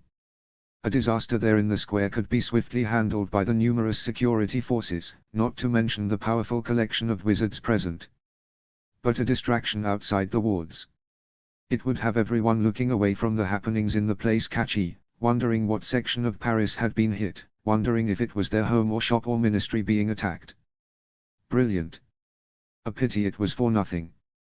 Even if the rest of the world turned away to look, Tom was there, and he would not. In fact, the chaos was likely to aid Rigel in reaching the stage and securing the Rod of Zoil, which of course worked toward his ends as well. Dumbledore's chattel working for him, he could get used to the ease with which his plans fell thusly into place. There was no way in or out of the square once the event started, and this time there was no lodestone to be loosed. The wards would stay up until Tom brought them down. The boy would not get away so easily. "Mr. Riddle, what's going on?" The Grecian girl had inserted herself imperiously between him and the rod. He brushed her to the side, but she grabbed onto his wand arm with surprising, if suicidal, strength. "Release me at once." He did not bother to keep the hiss from his voice, but the red-headed girl dug in her heels despite the fear he could see in her face. "Not until you tell us what's going." Wandlessly, he levitated her bodily off of the stage and deposited her behind him, out of the way. He could not afford such distractions at this. "Mr. Riddle, should we be getting off the stage? We're safest on the stage." But what was that? The champions were bickering, jostling one another and getting in between him and the rod. "Move aside. Exit this stage at once, or I will." The unbreakable vow flared to life in his blood, the intensity of the magic strangling his words in his throat. Power coursed through his veins, on its heels, heat and pain. For one burning instant, he thought he had miscalculated. Was the boy not coming? Had he chosen death after all? But, the bond flared one final time and broke. The hold the magic had in his chest went slack all at once, and no amount of mental groping could locate the bond any longer. In disbelief, he looked to his wrist, but there were no fresh markings. Rigel had not broken the vow. He had satisfied it. Which meant, but the rod was still there. It was there, in the middle of the stage, and he pushed toward it, but the champions were in his way. A pulse of magic sent them scurrying or flying backwards. Spells came out of the crowd at his back, he barely caught the first in time, could not identify its caster in the sea of people around the stage, and then he was deflecting other spells from all directions. Tom shielded with a snarl, livid that anyone would attempt to waylay him at this moment. He looked to the rod, no one had moved it. But somehow, Rigel had already claimed it. Then. He's touching it now. The bond he had laid in trap would hold him while it settled. Tom had but moments left to act. Ignoring the magic still raining down upon him, he mustered the strongest disillusionment-dispersing spell he knew and hurled it through a pinhole in his shield at the rod. This was it, then. The moment the world would see. Nothing. There was nothing revealed. The spell had made it through, he was certain, but there was nothing there. Tom was paces from the rod, just moments from it when he saw it move at last. It lifted, twisted, and disappeared. He was there. Rigel. Tom was not the only one who noticed the staff move. "He's here." A wordless containment spell left his wand, but it collided with a spell sent from Delacour's wand at the same time that On sent an overpowered finite, at the spot the rod had stood. Tom's spell cancelled against Delacour's, the finite hit the stage and the stage vanished, its conjuring cancelled by On's overzealous spell. The teenagers screamed as the ground literally fell away beneath them. Tom allowed his magic to catch him gracefully, his hair barely ruffling at the sudden dip, but he forgot the mirror. It crunched into the cobblestones and cracked down the middle. The crowd screamed as it shattered into an avalanche of glass, and by the time Tom shielded himself and those around him from the worst of it, the space where the rod and boy had been was overrun with panicking spectators and there was no sign of Rigel at all. He rounded slowly on the tournament participants. Delacour, Sousa, and Antiope stared unrepentantly back at him. So they had not come to be recognized. They had come to help the traitor escape. He put a ward around his rage. He would not curse school children for the world to see. It was no matter. The perimeter wards would keep the boy inside the square, and he could deal with their blatant interference later. Owens shot him a terrified look, and Tom wasn't sure he was entirely pretending. It had been his responsibility also to watch the staff. The last contestant wasn't even looking at him. Zahi waved over the milling crowd, calling into the chaos, "Good luck, Rigel." He wanted to scream. Instead, Tom sent his magical and mental awareness out with a savage thrust. There were too many people to catalogue completely, but Rigel should stand out even in a crowd. A boy with occlumency shields but no aura. His legilimency pressed against a number of unfamiliar minds, some better guarded than others and some significantly more compromised by the din and shove of hundreds of people who were realizing en masse that there was no way out of the square. Auras, ministry officials, socialites, office workers, he flickered from one to the next, searching for the one with no aura who had shields he recognized. There was no one with Rigel's characteristic UN presence. No sign of the boy at all. Tom did not panic. He was irritated, yes, that the world had endeavored to disappoint him again. So many fools wanted Rigel to go free, when it would be better for all of society if Tom brought him safely to hand. Still, he did not erupt. The vow had been broken, and the boy had disappeared, but there was still time to find him before the wards came down. And Rigel had the rod. All was going according to plan. What's more, he had another piece of the puzzle. His spell should have disrupted any form of invisibility, be it spell or object-based. Even ghosts would have been revealed. Only one form of invisibility might be immune. Death's cloak. Rigel had it. So he was from one of the old Peveril lines. Tom already knew there was a connection, the parcel tongue made it obvious, but the cloak, that would not have been accidentally passed to a bastard or handed down through obscure branches. An heirloom like that would follow the main line of a family. He should know. And the number of families who were left to inherit such a thing could be counted on both hands. -0. HP. -0. She collapsed on the other side of the wards and let her animagus form slip away immediately. It was too much of a strain to carry the chillin sling as a raven. She pulled the cloak around her with shaking fingers and just let herself breathe for a moment. The din of the crowd in the square below her was deafening, frightening. She put her hands over her ears to shut it out, needing a moment to think, to process. Because she'd done it. She had the rod and she was free. She couldn't stop the tears that streamed down her face, but there was no need to. No one could see her, hidden under the cloak and stories above them on the rooftops of Paris. The feeling when the unbreakable vow had dissolved from her soul, it was like shackles dropping away and a wind rising up to take her all at once. She'd felt a little drunk at first, high on the freedom, like her entire being was suddenly suffused with a buoying, beautiful magic, and she wasted several moments on the platform simply marveling at the lightness of her soul, at the click of something off realigning at last. Only then had she realized what an anchor the vow had been. How she could have thought she was free of it before, she'd never know. It was so obvious, now. She'd felt like flying, had almost spontaneously transformed into her animagus form right then and there on the stage, but she'd managed to hold on just a little longer. When she reached the perimeter and realized the wards prevented apparition, it had been the simplest thing to scale one of the buildings, mostly covered under the long, trailing cloak. Someone would have had to look in exactly the right place to see the occasional hand or foot sticking out for a hold. Leo would be proud. She'd made it to the roof and discovered the wards went much higher, but it didn't matter. Away from prying eyes, with a giddy kind of relief and the feeling of wanting to fly still warm in her heart, she shucked off the chillin sling and transformed. She wasn't worried about the rod of Zoil. If the cloak was fine being transformed alongside her, the staff likely would be as well, but she wasn't sure what side-along anime-J transformation would do to the chillin, even protected within the expanded sling.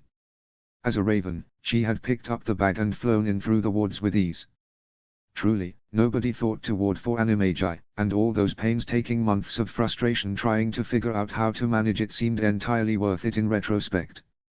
The raven had saved her twice, now, though she was still trying to accept that she had actually escaped.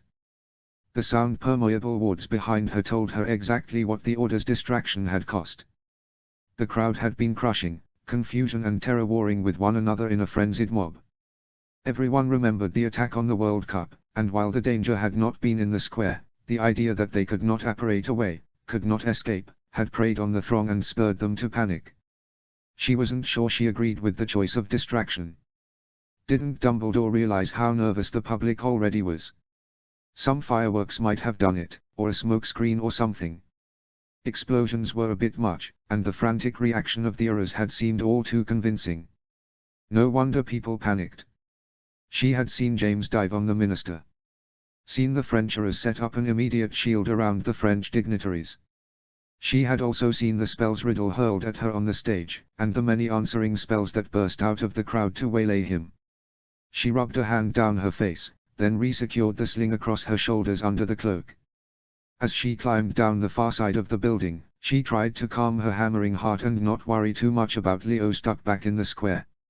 If he was smart, and she knew he was, he'd drop the disguise spells and leave as a normal spectator when they let people out. Leo had nothing to hide from the French Aurors. Riddle didn't know him. He would be anonymous.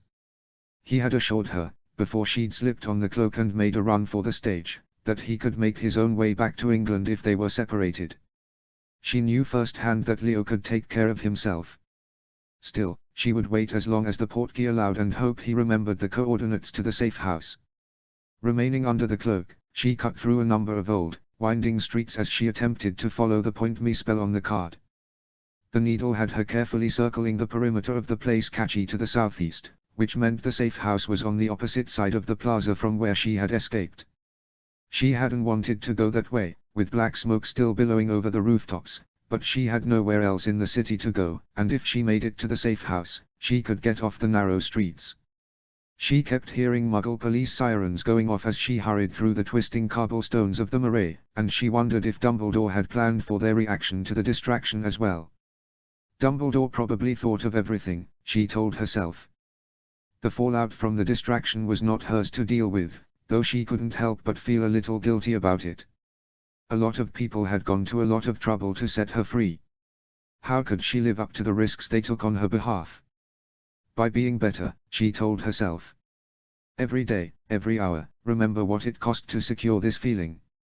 She would make it worthwhile. One day, as she had once promised Snape, she would pay it forward. The air was hazy with smoke and particulate matter. The closer she came to the card's coordinates, the thicker the smoke became, until the needle stopped spinning and she stopped walking and she realized. The safe house was the fire. It was on fire, and there were Muggle fire dousers milling about the street, confused, because they could see the smoke and feel the heat but they could not see the house or the fire. She looked dumbly at the card in her hand, then back at the house, flames roaring and rubble littering the street. A great, gaping hole in the side of the 15th century standalone and the flickering runes left on a lodestone that had fallen all the way into the street at her feet told her exactly what the explosions had done. It was a wonder the Notice Me Not spells were still intact. It didn't make any sense. Why would Dumbledore send her to a safe house the Order was planning to destroy? He wouldn't. As she was standing there, frozen under her invisibility cloak, a man stumbled out of the burning house. He was a great deal older than her parents, but not as old as the headmaster. He wore casual wizard robes but clutched a Muggle briefcase to his chest. He was injured. Blood stained his sand-colored robes and he stumbled on a bad leg out into the stone-strewn front walkway. Harry stepped forward to help him, about to pull the cloak off, when a masked man stepped out of the house after him. Scar. He aimed his wand at the sky, and a monstrous snake in green smoke swallowed the air above the house. Scar turned to the injured man, leveling his wand in preparation of finishing him off, but Harry had gotten to him first. She apparated, the man in tow. She had never apparated with someone else before, and for a moment, she was not sure it would work. She felt the older man resisting her, resisting the forced side along, and she was grateful she hadn't tried to jump far. They landed in an alley she had just walked through minutes before. The older man clutched his briefcase and looked around, bewildered, until she pulled the cloak off and gave him an apologetic grimace. "Sorry. Are you all right? You're English." So was he. The man pressed a hand to his stomach, and Harry hoped the sudden apparition hadn't splinched him. "Are you the one Dumbledore sent to me to meet?" Code word, Chillin. She put a hand to the sling at her side. "I suppose it wasn't you who blew up the safe house, then? That was not the distraction the Order had planned at all, was it?" "No." He shook his head regretfully. "No, I was waiting for you when they came. They got me by surprise. Got my wand and then..." He indicated his stomach and leg, and she crouched beside him to look closer. "May I?" When he nodded carefully, she cast her awareness into her magic and examined his injuries. It didn't take a complicated diagnostic to see his leg was broken and his abdomen lacerated. She set to work healing him, murmuring, "What happened?" "Took down the wards like it was nothing," he said.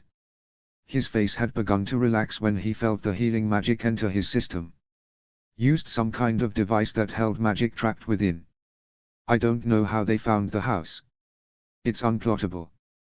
Dumbledore himself designed the protection spells and, sweet salamanders, they have the stone." His hand gripped her arm in sudden urgency, and she froze in the midst of healing. "You have to let go so I can finish. We have to tell Dumbledore." "The stone? I don't understand." "The lodestone." He stared at her. "Do you know whose house that was?" "No." She was getting a bad feeling though. He shook his head. "I suppose it's a little late for rushed dramatics." The man struggled upright, and she hurried to brace him from one side. "Get me somewhere safe, and we can talk." He gave her an address. They started to stumble along toward it. And she wondered what new fire she had walked into, when all she'd wanted to do was leave the inferno of the tournament behind. -0, 0, 0. -0, 0. -0. End of chapter 3.